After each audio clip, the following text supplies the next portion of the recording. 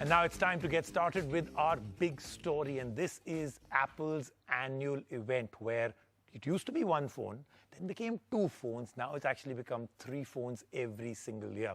Now they say an apple a day keeps the doctor away, but what do three apples do together? Well, the answer to that is when we will actually review them.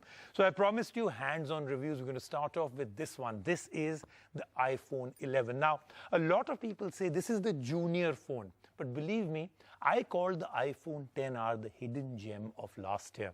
I'm again saying it, the iPhone 11 is actually an incredible device. And if they actually bring down the price in India to what I think it will be, remember the iPhone XR with the right offers and choices and credit card offers and everything else, if you time yourself right, you can pick it up for 52,000 rupees. And this one got priced $50 lower. So of course in the beginning you won't get those offers, but eventually this one also should be available at an incredible price. And for that price, this is a really good phone from Apple. Let's take a look at this in detail.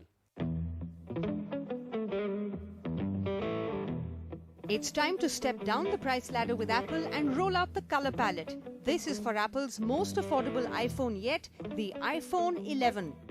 And it might just be the iPhone to buy of all the three launched this year. In India, the iPhone 11 starts at 64,900 rupees. So let's dive into the review to find out if this phone beats the socks off the pros. We got the purple variant of the iPhone 11 for review. It's a new color that Apple has added, and we didn't mind the light mauve feel that it has. The aluminium sides are now more in tandem with the color of the phone, so they don't really stand out.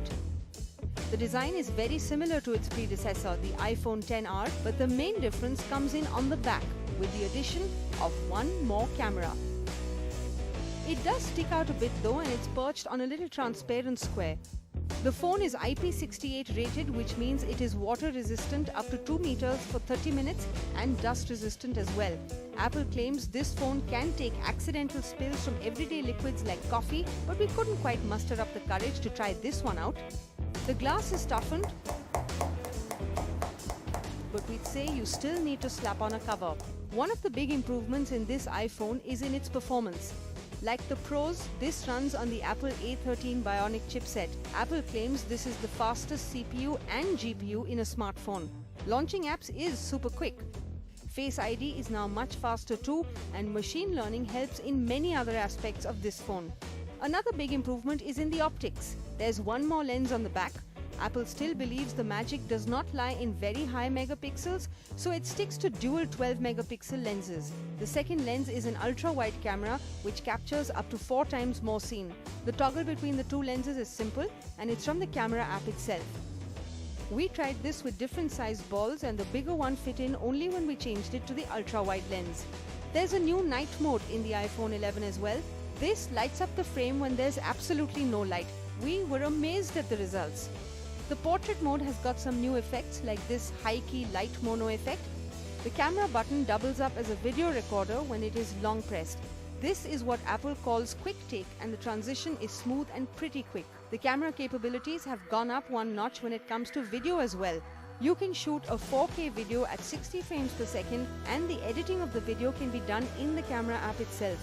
The editing features are not extensive, but the color tone, frame correction, and there's a lot more that can be done. The front camera has been bumped up to a 12-megapixel lens. There's a lot of improvement here as well. There aren't two lenses, but you can zoom out to give a wide view and fit in more people into your selfie. The selfies have a marked improvement in resolution, and the color tones are very natural and true to life, like Apple usually keeps it. Yes, there is a slow motion video that is now possible with the front camera at 120 frames per second. We had some fun testing this one out. There's no news on what the battery size is exactly, but it does last 1 hour longer than the XR like Apple claims. This is pretty impressive since the XR battery was great to begin with. The iPhone 11 now supports Dolby Audio. Watching videos on this phone is quite a delight. The screen is still an LCD screen, but it does well with Apple's True Tone display. This is a 6.1-inch liquid retina display. There's no 3D touch anymore, and it's not something we miss because there is haptic touch, which is smoother to use. Like the pros, the iPhone 11 runs on iOS 13, and it comes with all the bells and whistles of the new OS. The Cell Guru verdict? How do you take an already great phone and improve it? Well, Apple sure seems to have the answer to that with the iPhone 11. Its performance is par excellence and the additional camera has made the iPhone camera more versatile. It's not worth the upgrade from the iPhone XR, but compared to the Pro variants launched this year, the iPhone 11 is the phone to look at because it's almost the same phone except for the battery, display and an additional lens. We're bowled over by the iPhone 11's charm, and you will too if you plan on buying this.